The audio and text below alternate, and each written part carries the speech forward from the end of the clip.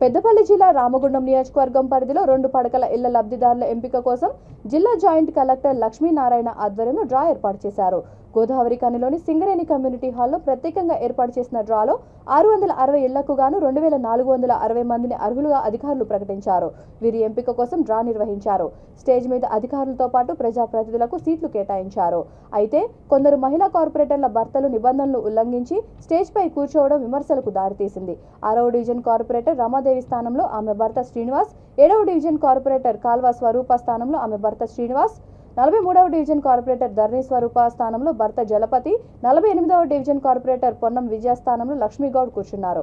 అయితే అధికారులు సైతం వారిని వారించలేదు. ప్రభుత్వ అధికార కార్యక్రమాల్లో ప్రజాప్రతినిధులు కానీ వారు కూర్చోవడంతో పాటు కార్పొరేటర్ల పేరుతో ఎంపికైన లబ్ధిదారుల జాబితాలో సంతకాలు సైతం చేయడం గమనార్హం. అధికారులు స్పందించి మున్సిపల్ నూతన చట్టం ప్రకారం కార్పొరేటర్లపై అనర్హత వేటు వేయాలని సిపిఐ నాయకుడు మద్దెల దినేష్ డిమాండ్ చేశారు.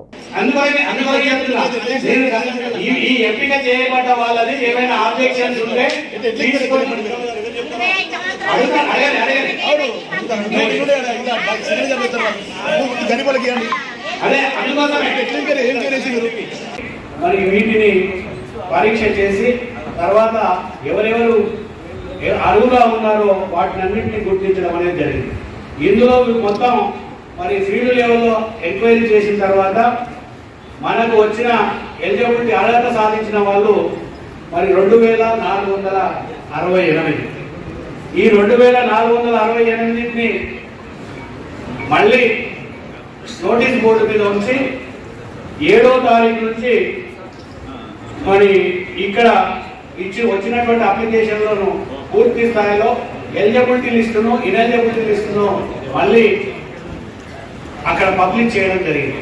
పబ్లిక్ చేసిన వాటికి అక్కడ మళ్ళీ అప్లికేషన్స్ దరఖాస్తులను స్వీకరిస్తే అభ్యంతరాలను స్వీకరిస్తే అవి 557 వచ్చినాయి. ఈ 557ను కూడా మళ్ళీ తిరిగి ఎంక్వైరీ చేయించడం జరిగింది.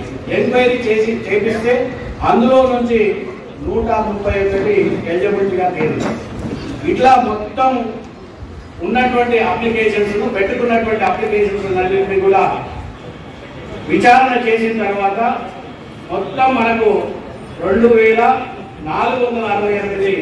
తెలంగాణ రాష్ట్ర ప్రభుత్వం డబుల్ బెడ్రూమ్లను నిరుపేదలైనటువంటి ప్రజలందరికీ అర్హత కలిగిన వాటికి ఇస్తామని చెప్పి మరొక 15 రోజుల నుంచి హడావిడిగా చేస్తూ మరి ఈరోజు గోదావరికని సింగరేణి కమ్యూనిటీ హాల్లో డ్రా పద్ధతి ద్వారా తీయడం శుభ పరిణామం అయినప్పటికీ మొదటగా 2016లో కూడా మరి ఇదే విధంగా డ్రా పద్ధతి తీసి దాదాపు 160 మంది లబ్ధిదారులను ఎంపిక చేసి మరి వారిని విస్మరించడం బాధాకరమైనప్పటికీ